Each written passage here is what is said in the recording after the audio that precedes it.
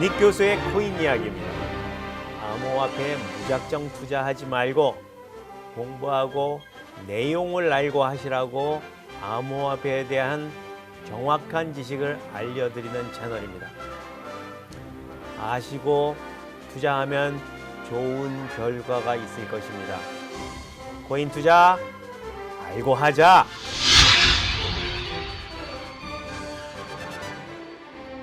조선 왕조실록에 보면 1503년 5월 18일 김감불과 김검동이라는 사내가 경복궁에 입거를 합니다.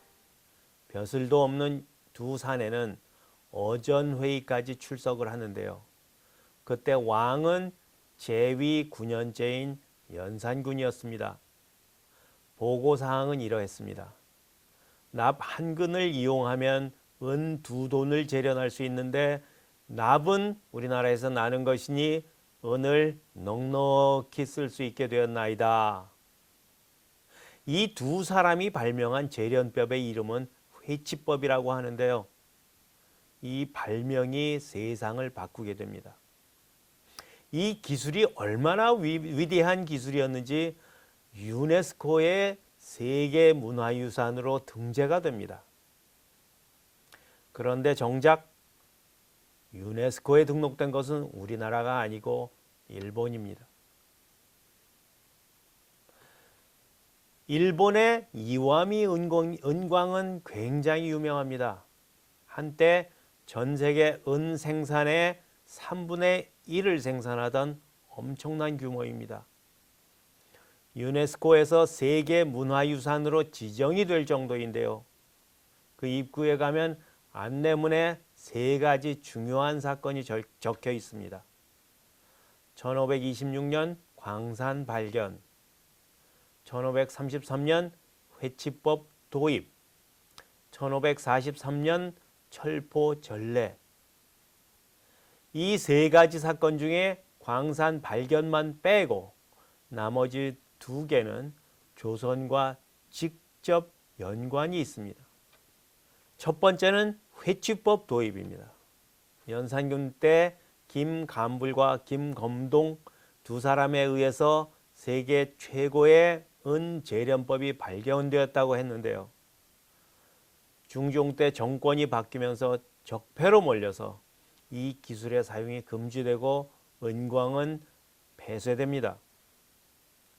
세계 최고의 기술이 적폐가 되어서 사용이 금지되고 은광이 폐쇄된다는 것은 어떤 뜻일까요?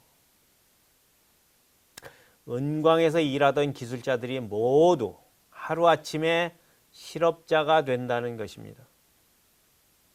그러자 기술자들은 처음에는 명나라에 이 기술을 판매하려다가 들통이 나고 맙니다. 그래서 이 기술을 팔려던 이들은 다시 외에 이 기술을 판매합니다. 그것이 1533년이라는 것은 의미심장합니다. 외는 이 기술을 갖고 은을 생산하는데 이와미 은광 하나에서 전 세계의 은 3분의 1을 생산해냅니다.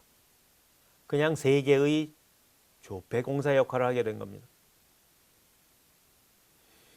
그리고는 1543년이 되자 포르투갈로부터 그 은을 주고 철포를 대량 수입합니다. 그리고 그 철포를 들고 1592년 조선을 침략합니다. 임진왜란이 바로 그것입니다. 조선은 농자대본이라는 헛된 패러다임에 잡혀 있었고 금은을 캐는 것은 범죄였습니다. 단천은광 사진을 보면요, 은의 함량이 얼마나 높은지 아직도 산 자체가 그냥 백색입니다. 우리나라가 일본 대신 조폐공사가 될 수 있는 그런 기축통학이 될 수 있는 그런 기회를 그렇게 차버린 것입니다. 그 결과는 물론 임진왜란이라는 전쟁이 일어났고요. 처참하고 가혹했습니다. 이런 결과가 있었음에도 조선에는 임진왜란이 어떻게 일어났는지 분석할 사람도 없었나 봅니다. 임진왜란 후에 한 2, 3년 후에 1600년 선조는 언을 채굴한 사람들을 처단하고 가족들까지 국경으로 추방해버립니다.